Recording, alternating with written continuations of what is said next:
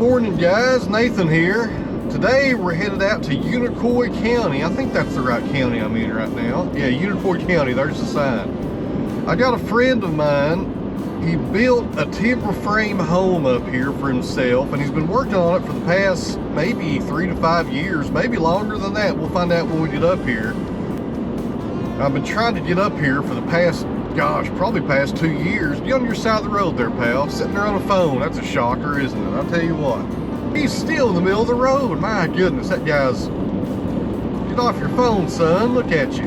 My goodness.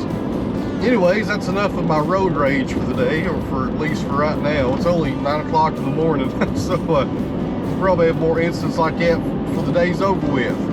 So he's been building this timber frame home up here for the past few years. I've been trying to get up here and check it out for a long time. And he reached out to me the other day and told me he had some hemlock trees up here that are dying out due to the, there's some kind of canker disease or some kind of worm that's eating the hemlock trees in this area. 32 onto State Route 173 toward Unicoi Road. There's the GPS talking to us now on the phone. So anyways, he's got some hemlock trees up here and they're dying out, and they're not really that big. I think he said they're between 6 and 10 inches on the diameter. That's not a huge tree, but it will make some really nice 4x4s. So we're going to check those out while we're up here as well.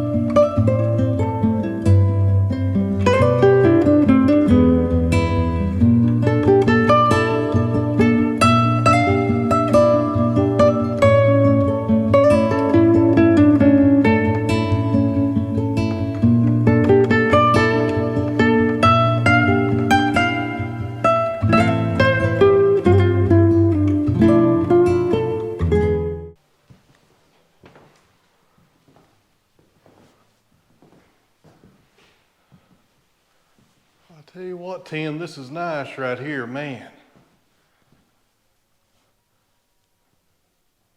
How tall are we in here to the peak up there? 28 feet. 28 feet.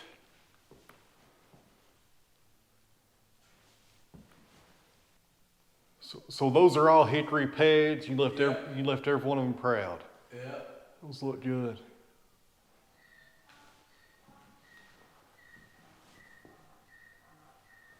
So we got 3 levels? Yeah, that's just a little loft area up there Okay. for the grandkids. Fireplace, and it's really tight, so it doesn't take any room air into the combustion chamber. It's bringing outside air into the combustion chamber, and then this is a fan that takes room air, sucks it around the firebox, and then blows it out through these vents. This thing's supposed to heat like 3,000 square feet. Wow. And how many square feet's your house? It's like 2,200. Oh, so you're good. Yeah. And this chimney, this is the same chimney that's the outside. Yeah, the chimney itself is really outside. This is all Douglas fir. Yeah. How many board feet of timbers you have? 20,000. 20,000 board feet of Douglas fir to build this timber frame. 2 semi-truckloads. 2 semi-truckloads, that's impressive. Oh, I like those fans way up there at the top. Yeah. That's to bring the air, the hot air down. Yes, sir, I bet so. I tell you, Tim, y'all done an awesome job. This place is immaculate. So we've got quarter sawn white oak for the floors. Y'all can see the medullary rays right there coming up. Love white oak. That looks nice. That's a piece of it. Oh, Remember yeah. that white oak I got from you? Yep, that's it. This is it. So that's white oak there, guys, that he bought off me a couple of years ago. Made some really nice stair treads. People always ask where the wood goes from my sawmill. Well, here's a good example of it. Stair treads in a custom house. Man, those look nice. So when I planed them, this wasn't too bad, but there were some holes and knots and voids and stuff. And I went back and filled it all with epoxy. Oh yeah, you can't even tell it. Fills it right in. We started putting walls up here. Put this wall in and said, you can't see the window anymore from down there. Mm-hmm. So we put this in here, we're gonna put shutters. Like a Romeo and Juliet type window. So that somebody can, if somebody's staying up here, they can shut the shutters at night. Not a bad view either, looking down. My favorite part, Tim's, probably these steps. I don't know why. See, I made these. I like this room too. That's a closet.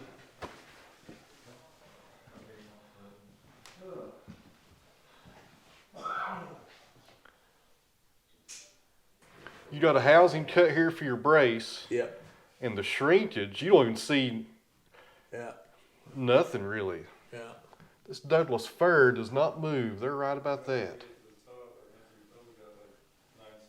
On my white pine frame, I got a lot of gaps that opened up on shrinkage. This right here looks... Well, the other thing is twisting and warping. Yeah. All of the timbers were free of core, or there was a few that are center core. Okay, so there's no pith. I think the biggest problem is when you have like a core that starts on one side of the timber and comes out Runs on the out. other side, and it causes that twisting and whatnot. But most of them were free of core, so it's everything. It's from the outside of the tree. So when you say free of core, you mean there's no pith, no heart. Yeah. All right. Yeah, that's your best one, because the juvenile wood is gone at that point. That's what shrinks in length. Yeah. Yeah. And these timbers came from out west, right? Yeah. Where at? Oregon. Oregon. Okay. We don't have nothing like this around here. Came from Oregon. Well, I mean, they had to be massive trees. This is the stand of hemlock.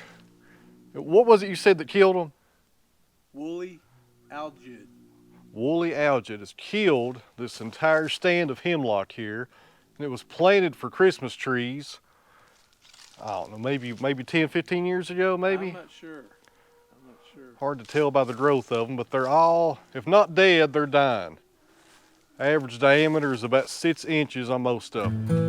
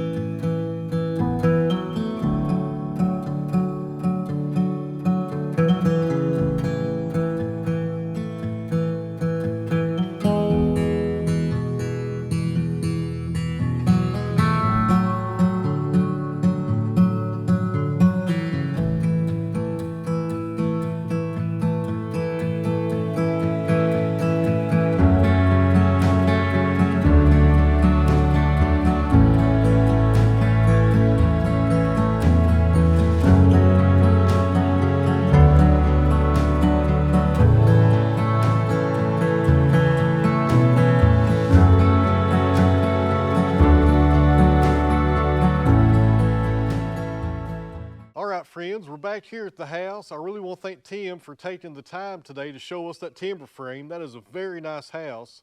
He's almost got it done. He's got a lot of small odd and ends to finish up on that. But my goodness, that is a really nice project right there. Him and his friend who lives across town cut the entire joinery for that house in one of his barns, and then they brought it over there with a crane and stood it up. So it's about 4 o'clock. We got a few hours of daylight here. I want to do 2 things to the new tractor, and then we're going to get the 574 and move some machines around. So hang in there, guys. We're going to take advantage of this daylight today. We got some rain coming tomorrow.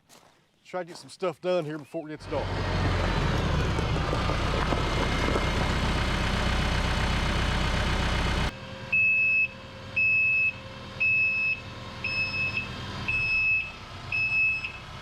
All right, guys, before you all complain down in the comments below, trust me, I know what you're complaining about, the backup alarm on that tractor. I hate it too. I'm going to find it sometime this week and disable it and get rid of that thing. It drives me crazy hearing that beeping noise going on. If I was in a commercial environment, I could see how that would be worthwhile having for insurance reasons and stuff, but since it's on my own property, I think I can disable that and be just fine.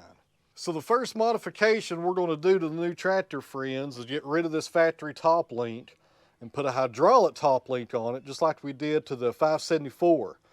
Right there is our 2 sets of remotes. If you're new to tractors and not sure what I'm talking about, a remote on the back is hydraulic hookups, and there's 2 sets right here.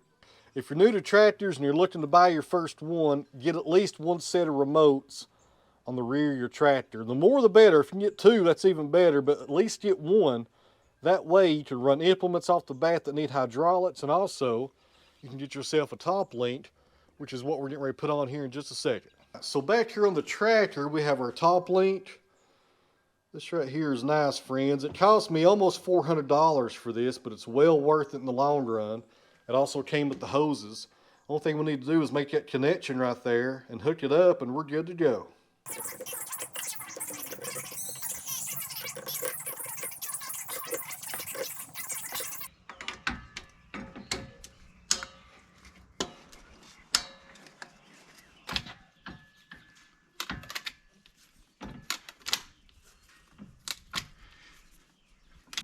All right, friends, we got it hooked up, and if you're not familiar with this is called Outback Wrap. I buy it on Amazon. There's a link down below. I'm not sponsored or nothing like that, but it works really good at keeping your hydraulic hoses together. It keeps them from getting tangled on stuff and kind of making a mess. I've also got them on the front of the tractor over here. Right there on the grapple, coming off the diverter valve. Same thing right there.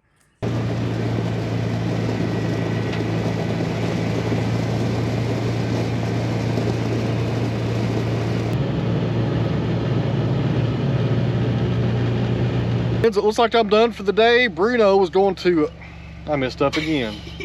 Don't laugh at me. Don't you laugh at me. I've messed up about 3 times in a row. Finish up that walnut. I can't even talk.